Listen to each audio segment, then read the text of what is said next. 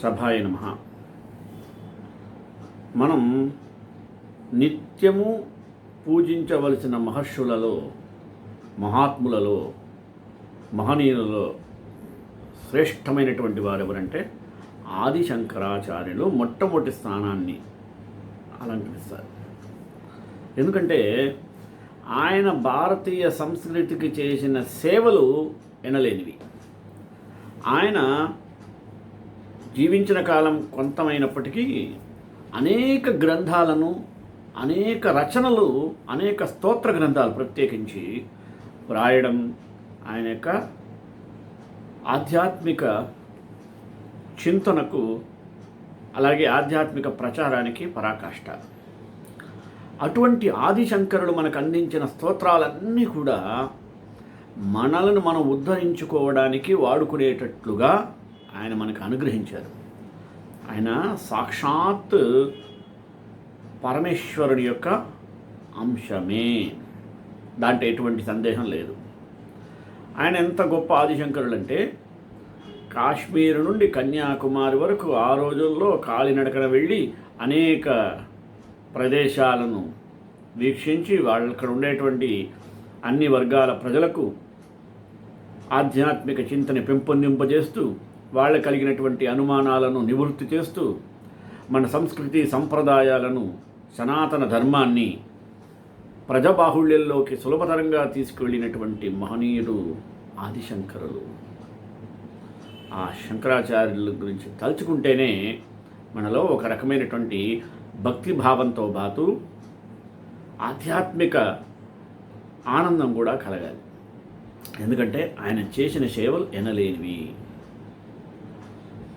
ఆయన కారణజన్ముడు, ఇదేం లేదు. ఎందుకంటే కేవలము అణగారినటువంటి వర్గాలను ఉద్ధరించడం, మూఢనమ్మకాలను పారద్రోలడం, ఆధ్యాత్మిక చింత ప్రతి ఒక్కరిలో కూడా పెంపొందింపజేయడం, మనల్ని పట్టి పీడించేటువంటి మతజాఢ్యాన్ని తరిమి కొట్టడం, ఇలాంటి సంస్కరణలను చేస్తూ ఆధ్యాత్మిక రచనలు చేయటం చాలా ఆశ్చర్యకరం. ఈనాటికి కూడా మనం తెల్లవారు లేచిన మొదలు రాత్రి పడుకునేలోపు ఏ ఒక్క శ్లోకం విన్నా దానికి ఆది శంకరాచార్య కృతమిదం అంటుంటారు. అటువంటి శ్లోకాల్లో చాలా జనబాహుళ్యానికి అందినవి చాలా ఉన్నాయి. అటువంటి ఆ మహానుభావుడు రాసినటువంటి రచనలో యోగ తారావళి అనేటువంటిది ప్రసిద్ధమైనటువంటి రచన. ఏంది అంటే ఈయన మనిషికి యోగాలు ఉంటాయి, అంటే యోగాభ్యాసం కాదు, యోగములు, లయయోగం, క్రియయోగం, ఇట్లాంటివి చాలా ఉంటాయి. ఈ యోగాలను హఠయోగం, లయయోగం, రాజయోగం, ఈ యోగాలను గూర్చినటువంటి వివరణను కూలంకషంగా చర్చించి సోదాహరణపూర్వకంగా మనకు అందజేశాడు మహనీయులు. వాటిని మనం తెలుసుకోవాల్సిన అవసరం ఏముంది?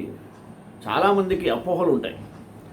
యోగము అంటే కేవలము ఎక్సర్సైజ్ చేసేటువంటి యోగాభ్యాసం అనే కాదు, యోగాసనాలే కాదు. యోగం అంటే మనిషి జీవితంలో రాబోయేటువంటి ఉన్నత స్థితికి తగిన సూచిక.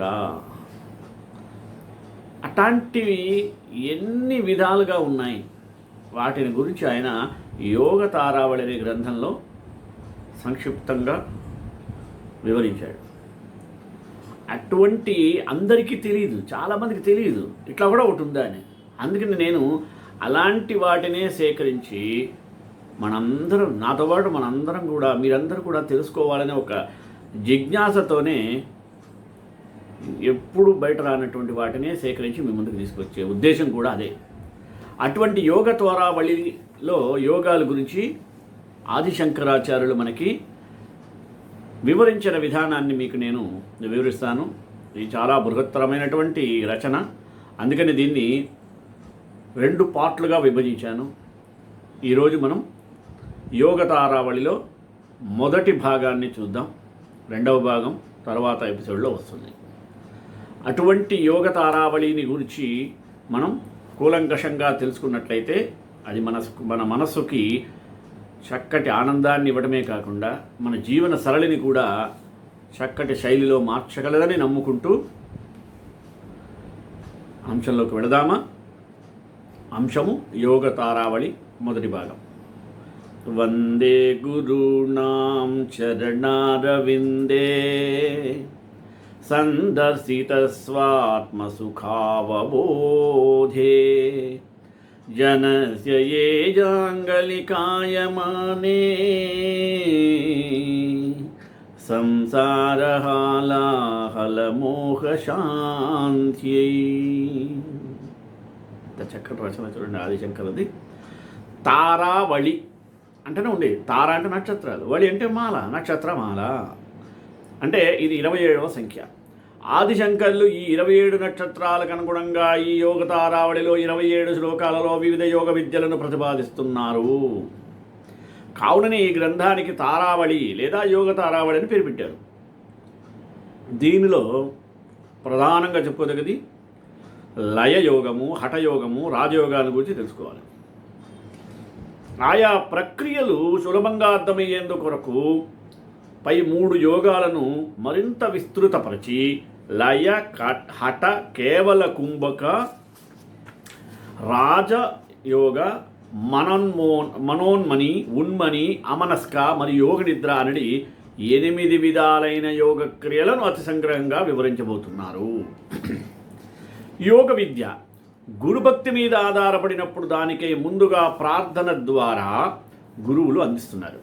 ఏమంటే గురుదేవుల పాదార విందాల సంసార విషయం తొలగించి జ్ఞానానందములే నీ నిజస్వరూపాలనే అనుభవాన్ని కలిగిస్తాయి. మరియు సంసారమనే కాలకూట విషయం వల్ల స్పృహ తప్పిపడి ఉన్నవానికి అవి విషవైద్యుల వంటివి. అట్టి మనందరి గురువుల పాదాలకు నమస్కారం అని ప్రార్థనా శ్లోకం యొక్క భావం. ఇలా నమస్కరించడం వలన ఈ యోగ తారావళిలో చెప్పబోయే యోగ ప్రక్రియలన్నింటికీ ఆత్మతత్వానుభవమే అసలు ప్రయోజనం. సరే, మొదటిది చూద్దాం. లయయోగము. లయము అనగా చిత్తమును ఒకానొక నిర్దిష్ట విషయంలో ఏకాగ్రం చేయడము. వాడు భలే పాటలో లయించిపోయాడంటే దాంట్లోనే పూర్తిగా లీనమైపోయాడని అర్థం. దానికి మరో పేరు యోగము. చిత్తాన్ని ఏకాగ్రం చేసేందుకు ఉపాయాలు అనేకం ఉన్నా వాటిలో నాదయోగమే ఉత్తమమని శంకరాచార్యులు బోధిస్తున్నారు. ఆ నాదయోగం గురించి తెలుసుకోవాలి. సదాశివోక్తాని సపాదలక్ష లయావధానాని వసంతి లోకే నాదానుసంధాన సమాధిమేకం మన్యామహే మాన్యతమం లయానా. సదాశివుడు 1,25,000 రకాల లయయోగాలు చెప్పాట. వాటన్నిటిలోనికి నాదానుసంధాన సమాధి ఒక్కటే ఉత్తమమైనదని ఇక్కడ చెప్పబడుతుంది. ఎందుకంటే ఇక్కడి పరిభాష ప్రకారం యోగమన్నా సమాధి అన్నా ఒకటే అర్థం. ఈ శ్లోకంలో ఆచార్య స్వామివారు చెప్పిన యోగం పేరు నాదానుసంధాన యోగం. దీనిని సంగ్రహంగా నాదయోగమని, లయయోగమని, సర్వయోగమని కూడా వ్యవహరిస్తారు 3 రకాలుగా. నాదయోగం అనగానే అదేదో సంగీత ప్రక్రియ అనుకునేరు. అలా అవకాశం కూడా ఉంది. అందువలన నాదయోగము అంటే శంకరాచార్యులు స్వయంగా వివరించారు. ఏమని తెలుసా? సరే చ పూరైరనిలస్య కుంభైః సర్వాసు నాడేషు విశోధితాసు అనాహతాఖ్యో బహుభిః ప్రకారైః అంతఃప్రవర్తేత సదా నినాదః. యోగశాస్త్రంలో చెప్పిన రేచక, పూరక, కుంభక ప్రక్రియల చేత శరీరంలో ఉండే నాడులన్నీ శుద్ధి పొందేటట్టు చెయ్యాలి. నాడులన్నీ పూర్తిగా శుద్ధమైతే శరీరం లోపల అనగా హృదయంలో దానంతటదిగా ఒకానొక నాదం బయలుదేరుతుంది. ఈ నాదాన్నే అనాహత నాదము అంటారు. ఇది రకరకాల ధ్వనులతో వినబడుతూ ఉంటాయి. పై శ్లోకంలో ప్రాణాయామం చేయాలని చెప్పాలే కానీ ప్రాణాయామ లక్షణాలు వివరించలేదు. ఆ వివరాలను మనం యోగశాస్త్రం నుంచి గ్రహించాలి. ప్రాణాయామాన్ని 100% నాడీ శుద్ధి కలిగేదాకా చేయాలని చెప్తుంటారు. అలా నాడీ శుద్ధి జరిగినదనడానికి గుర్తేమిటంటే లోపల తనంత తానుగా అనాహతనాదం ఉద్భవించాలి అని చెప్పడమైనది. అది కూడా వివిధ రీతులుగా హృదయంలో వినిపించాలని చెప్తున్నారు. కాగా చిరకాలం ప్రాణాయామాభ్యాసం చేయడం వలన హృదయంలో ఆవిర్భవించిన అనాహతనాద పరంపరల మీద చిత్తాన్ని ఏకాగ్రం చేయడం పేరే నాదానుసంధానము అని ఆచార్య శంకరులు ఈ రకమైన అనాహత నాదానుసంధానానికి ప్రయోజనం గురించి ఇలా చెప్పారట. ఏమని? నాదానుసంధాన నమస్తు నమోస్తు తుభ్యం త్వాం సాధనం తత్వపద సజానే భవత్ప్రసాదాత్ పవనేన సాకం విలీయతే విష్ణుపదే మనో మే.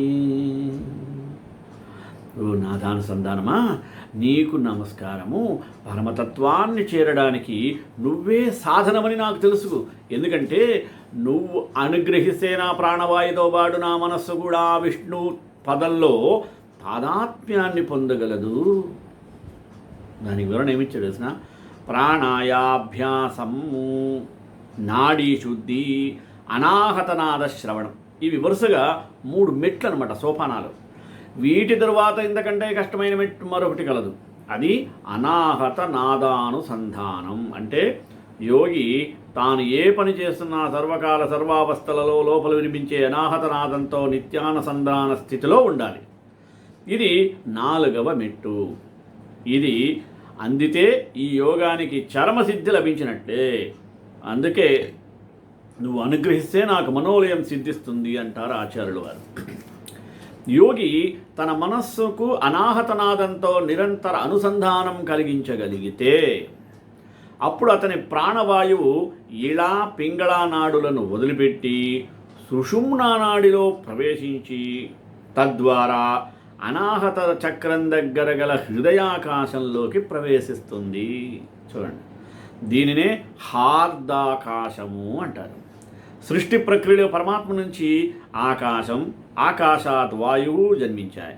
కనుక యోగి యొక్క ప్రాణవాయువు అతని హృదయాకాశం దగ్గరకు చేరేసరికి అది తనకు కారణభూతమైన ఆకాశంలోని అప్రయత్నంగా లయించిపోతుంది. అనగా దీనినే కార్యకారణంలో లయించడం అంటారు.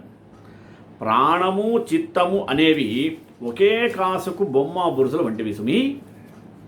అందువలన ఎప్పుడైతే ప్రాణవాయువు హార్దాకాశంలో లయించిందో అప్పుడు దానిని అంటిపెట్టుకుని ఉన్న చిత్తం కూడా దానితో పాటే లయించక తప్పదు. ఎప్పుడైతే మనస్సు ఆకాశంలో లయించిందో అప్పుడు మనస్సుకి సహజంగా ఉండే ప్రాకృత విషయ సంబంధం తెగిపోతుంది. తెగా అంటే ఇది మనస్సు ఆకాశాది ప్రకృతి వస్తువులకు విముఖమై పరమాత్మ వైపు ప్రయాణం చేస్తుందన్నమాట. అట్టి పరమాత్మ యొక్క స్థానము పేరే విష్ణుపదం. విష్ణుపదం అనే దానికి ఆకాశమని, మోక్షమని అర్థాలు ఉన్నాయి. అందువలనే శంకరాచార్యులు ఈ శ్లోకంలో ప్రాణము, మనస్సు 2 కలిపి విష్ణుపదంలో లయించిపోతున్నాయని చెప్పారు. ప్రాణవాయువు హార్దాకాశ రూపమైన విష్ణుపదంలో లయించగా మనస్సు మోక్ష రూపమైన విష్ణుపదంలో లయిస్తుందని గ్రహించాలి. కాగా ఈ నాదాయోగాన్ని ఇలా అనుసంధానం చేసే సూటిగా మోక్షమే అందగలదని అది శంకరులు మనకి తెలియజేశారు, బోధిస్తున్నారు. రెండవది హఠయోగము అంటే ఏంది? హఠయోగంలోని ప్రక్రియలో బంధత్రయ సాధన, కేవల కుంభక సాధన అనే 2 ప్రధాన సోపానాలు ఉన్నాయి. ఈ రెండింటిని వేరువేరు యోగాలుగా ప్రతిపాదన చేస్తూ ముందుగా బంధత్రయ యోగాన్ని గురించి ఉపదేశిస్తున్నారు ఆచార్యులు వారు. ఇలా జాలంధరోడ్యాణనమూలబంధాం జల్పంతి కంఠోదరపాయమూలాం బంధత్రయేస్మిన్ పరిచీయమానే బంధకృత దారుణ కాలపాశాత్. కంఠమూలంలో నాడులను బిగించడాన్ని జలంధర బంధము అంటారు. ఉదరమూలంలో నాడులు బిగించడాన్ని ఉడ్యాణ బంధము, దీన్నే ఒడ్యాణ బంధాలని కూడా అంటారు. మలవిసర్జ ద్వార మూలంలో నాడులను బిగించడాన్ని మూలబంధము అంటారు. ఈ 3 బంధాలు పూర్తిగా స్వాధీనమైతే ఇక యోగికి యమపాశాల వలన భయం ఉండదు. అంటే ఏం తెలిసిన, హఠయోగంలో అవాంతర సిద్ధులు అధికంగా ఉంటూ ఉంటాయి. అవాంతర సిద్ధులు అంటే ఒకదాని కోసం ప్రయత్నం చేస్తూ ఉండగా మధ్యలో అప్రయత్నంగా వచ్చిపడే అప్రధాన సిద్ధులు. మృత్యువును జయించి చిరకాలం జీవించగలగడం అనేది సామాన్య సిద్ధి కాదు. అయినా అది కూడా అసలేని యోగికి అప్రధానమే అని శంకరాచార్యులు సూచిస్తున్నారు. బంధత్రయ యోగానికి సిద్ధి ఏమిటో తెలుసా? చూడండి.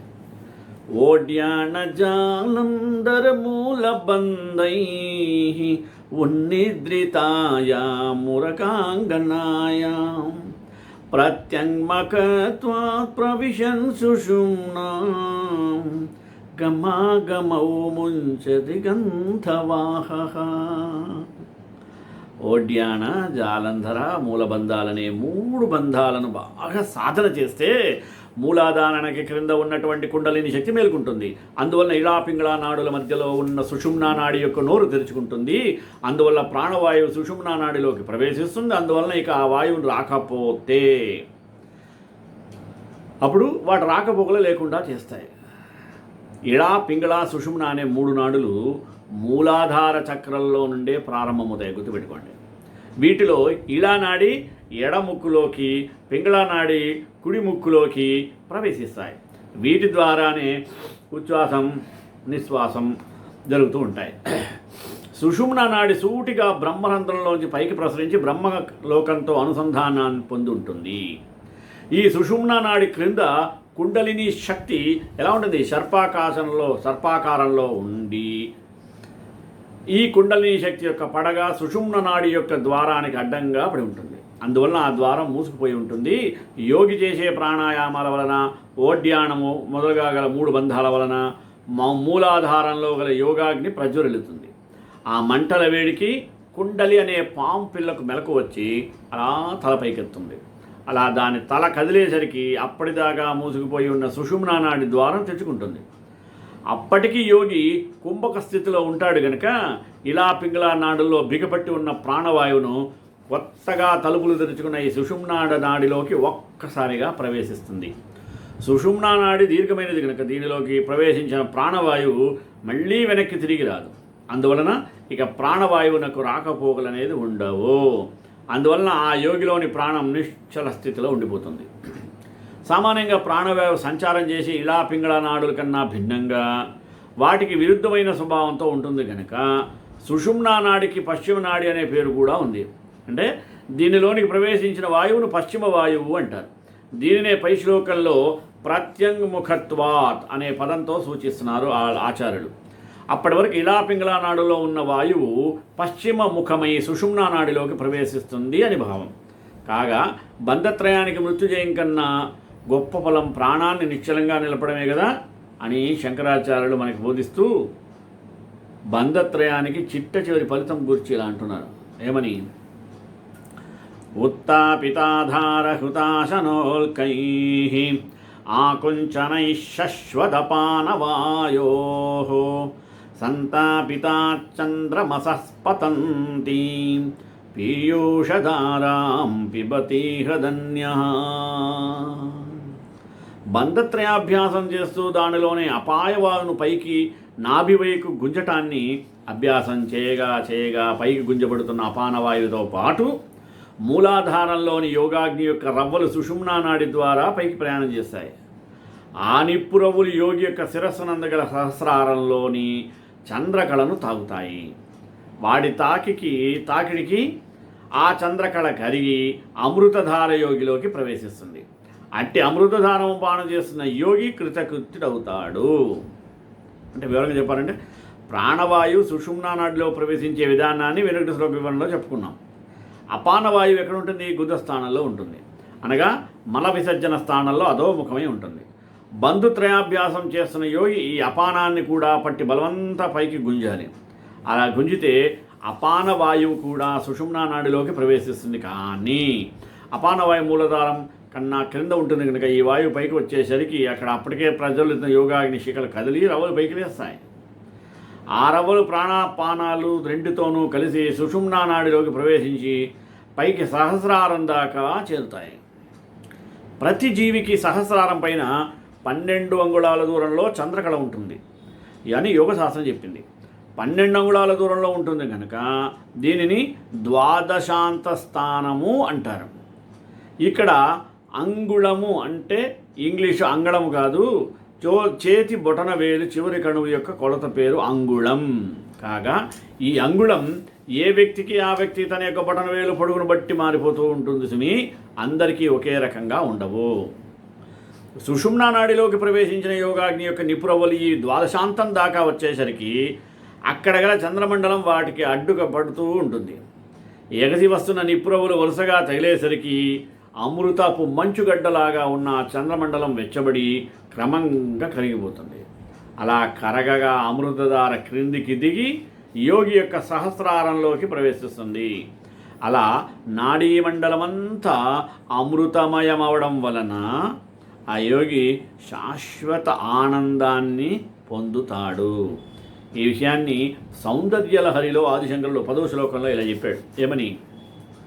సుధాధారాసారైశ్చరణయుగళాంతర్విగళితైః మళ్ళొకసారి సుధాధారాసారైశ్చరణయుగళాంతర్విగళితైః ప్రపంచం సించంతి పునరపిరసాం నాయమాహసః అవాప్య స్వాం భూమిం భుజగనిభమద్యుష్టవలయం స్వమాత్మానం కృత్వా స్వపిశికులకుండే కుహరిణీ.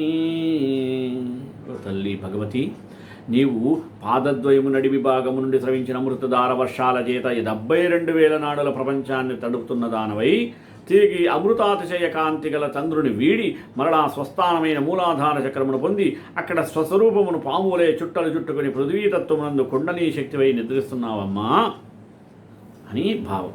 ఇప్పుడు మూడవది కేవల కుంభక యోగము. హఠయోగంలోని వేరొక యోగ ప్రక్రియను ఇప్పుడు ఉపదేశించబోతున్నారు ఆచార్యుడు. దీని పేరు కేవల కుంభక యోగం. ఇది బంధత్రయాభ్యాసం చేసేవారి మాత్రమే సాధ్యమవుతుంది. అందువలన దీన్ని బంధత్రయ యోగంలోనే మరో భాగం అని కూడా భావించవచ్చు. కానీ ఈ చెప్పబోయే ప్రక్రియలో శ్వాస స్తంభనలో పాటు చిత్తస్తంభన కూడా ఉంటుంది కనుక దీనికి ప్రత్యేక యోగమని కూడా చెప్పవచ్చును. ఒక శ్లోకం ఇచ్చాడు. బంధత్రయాభ్యాస విపాకజాతాం వివర్జితాం రేచకపూర్వకాభ్యాం విశేషంతి విషయ ప్రవాహం విద్యాం భజే కేవలం కుంభరూపాం. 3 బంధాలను బాగా అభ్యాసం చేయగా అభ్యాసం దశకు రాగా రేచక పూరకాలు లేకుండా పోతాయి. అంత మాత్రమే గాక మనసులోని విషయ వృత్తులన్నీ కూడా ఇంకిపోతాయి. ఆ స్థితి పేరు కేవల కుంభక యోగం. దానిని నేను సేవిస్తున్నాను. బంధత్రయాభ్యాసం వలన ప్రాణవాయువు నిశ్చల స్థితికి వస్తుందని ఇంతకుముందే తెలుసుకున్నాం కదా. కానీ ఆ స్థితి పేరు ముందే చెప్పబడినది. ప్రాణ నిశ్చల స్థితిని బాగా అభ్యాసం చేయగా ప్రాణంతో పాటు మనస్సు కూడా నిశ్చలమవుతుంది. మనసు సామాన్యంగా ఇంద్రియ విషయాలైన శబ్ద స్పర్శ రూప రసగంధాలనే వాటి మీదే ఆధారపడి ఉంటుంది. ఆ ప్రవృత్తి వల్ల వెలుపల ఉండే బాహ్య రసాలను ఆస్వాదన చేస్తూ ఉంటుంది. ఆ స్థితిలో దానికి నిశ్చలత్వం ఉండదు. ప్రాణం నిశ్చలం కావటం వల్ల మనసు కూడా నిశ్చలం కావలసిన అవసరం ఏర్పడేసరికి అది బాహ్య రసాలను వదిలి లోపల ఉన్న అంతర్రసాలను పట్టుకుంటుంది. లోపల ఉన్న అంతర్రసం అంటే ఏంది? జీవుని యొక్క స్వస్వరూప స్థితి. అంటే నేనే దైవాన్ని అనే జ్ఞానమే జీవులలోని అంతరరసం. జీవుని యొక్క చిత్తవృత్తి ఈ అంతరరసాన్ని అందుకోగలిగితే ఆ స్థితి వేరే కేవల కుంభకం వలనే సాధ్యపడుతుంది. బంధత్రయాభ్యాసం ద్వారా కేవల కుంభకాన్ని అందుకునే ఉపాయాన్ని ఉపదేశిస్తున్నారు ఆచార్యులు. అన్నాహతే చేతసి సావధానై అభ్యాససూరైరనుభూయమాన సంస్తంభిత శ్వాస మన ప్రచారా సాజృంభత కేవల కుంభకశ్రీ.